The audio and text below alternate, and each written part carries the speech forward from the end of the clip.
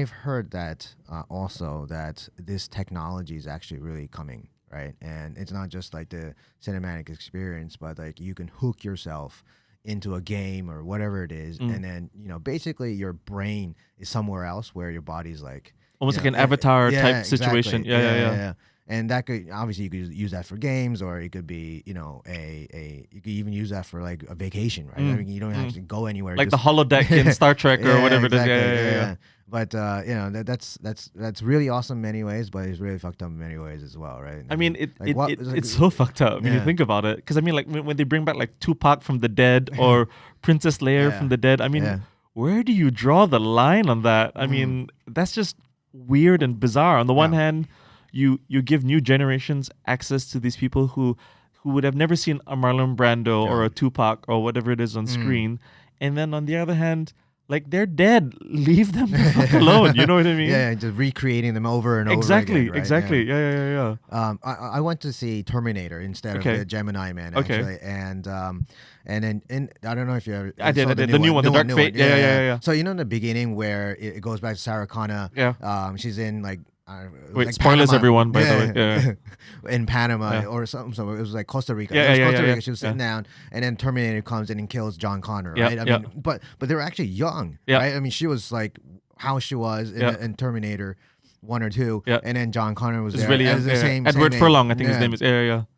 So how do they do that? I was thinking about how the fuck did they do that shit? I would not be surprised. So it's sort of like that that Benjamin Button sort of technology where again, or they tried that with the they had like the offshoot Terminator with Christian Bale that was like that went somewhere and then it just they killed off the franchise. Right. So they brought back Arnold Schwarzenegger in that one as well, and they got a guy who has the same physique as Arnold Schwarzenegger to play Arnold Schwarzenegger, but they replaced his head with the head of a young Arnie within that film. So it looks like you're watching like a young Arnie who's got the same physique. Because obviously he's way too wrinkly to play that, right?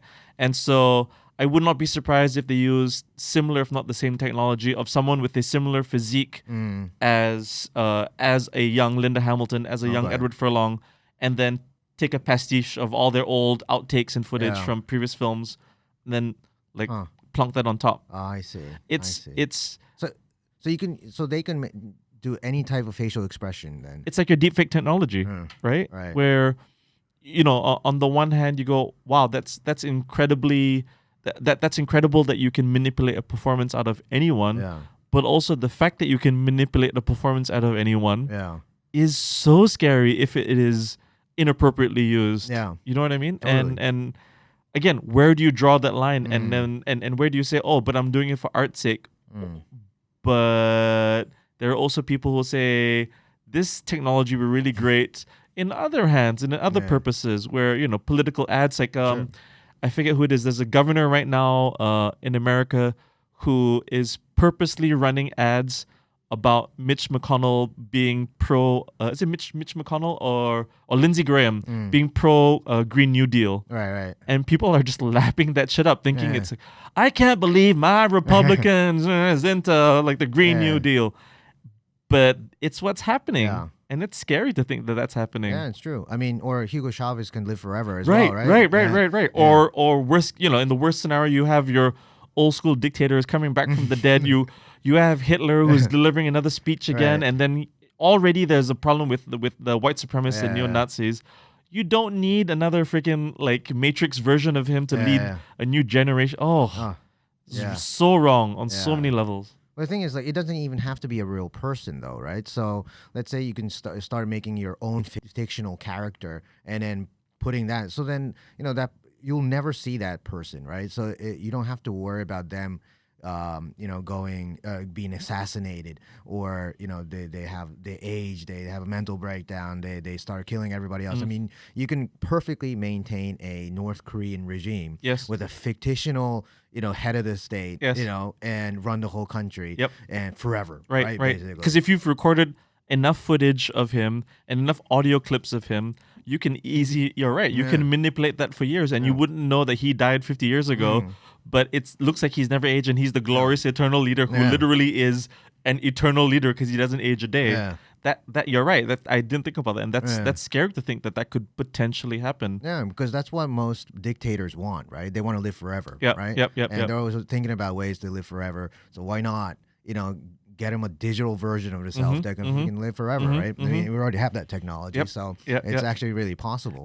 So now you start to think, okay, so how does anything in this world now, with that technology, is like really authentic, right? So it's not just like in dictators, but even going back to like the film industry or music or whatever it is. I mean, they could be. I mean, basically, it doesn't mean that it doesn't. It means that they themselves are not even in it anymore, right? They could just sell their face, and then have anybody create movies and music with that face, and then you just like kind of it's like a rent. You just kind of like mint money off of it, right? I mean, is that do you think possible? It already is. It already exists. There's a company that has the rights to, I want to say, is it 17,000 or 19,000 different dead personalities, and they are the go-to company now.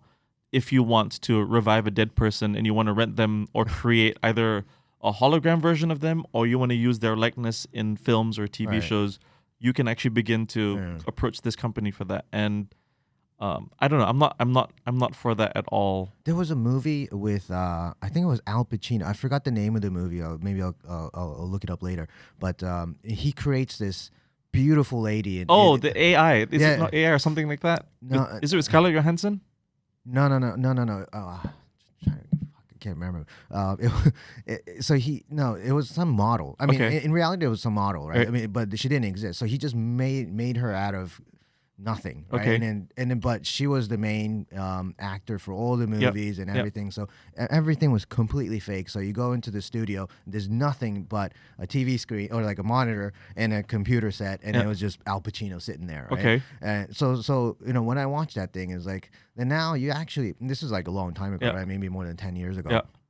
So you can actually make a movie with nobody, like no real people, right? There's a hologram singer, like anime singer that does concerts. I don't know if you know this one.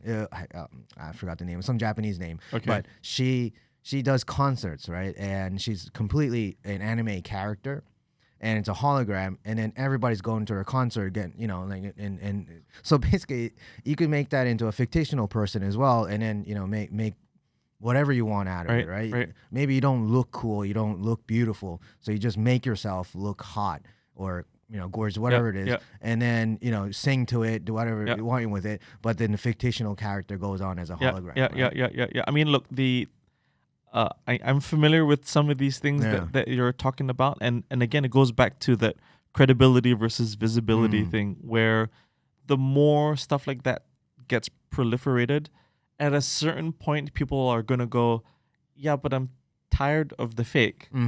I can, to a degree, I can smell the bullshit. Right. I want a real experience. I want a human connection. I don't foresee that disappearing anytime soon. Yeah. Where what is it? That recent film, Alita: Battle Angel, which is sort of like this anime meets live action film, and as human as they tried to make her look and feel, right down to the fibers of her hair and the freckles on her face and all of that stuff, it is still not real. And so you want to believe it's real, but there is part of your logical brain and part of your human, the heart, that goes, yeah, no, I don't feel enough for quite clearly what is fake. And the more we get fed all of these deep fakes, these holograms, these like this Japanese singer anime type character, that is definitely one route we are definitely going to go. I definitely see more and more and more of that happening. I do know that there will come a time that there will be a pushback where what you want at the end of the day is you want to feel like that person on screen is someone that you aspire to be. You want to feel like that person on screen is suffering in a way that you have suffered quietly. Yeah. You want to feel that that person on screen is saying and feeling things that you wish you could, but you can't, or you don't know how to. And up till now, technology is not able to do that. And I hope to God that doesn't happen, because A, I'll be out of a job, but B, it will rob the entirely beautiful human experience that comes from participating and being an audience member in the arts, where we have to remember that the arts and the word theater, the word theater is an ancient Greek word for the seeing place. You come to the theater when the lights go down to literally have your eyes open to something, to literally have your heart opened, where you can experience a form of catharsis because of what happens on screen. But if what happens on screen still feels fake, then that level of catharsis will never be to the extent that it could be, is what I would like to believe.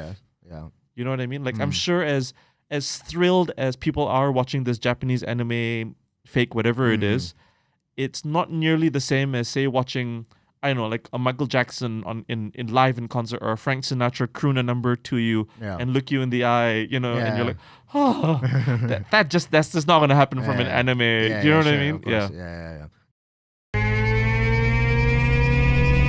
Future Design Podcast.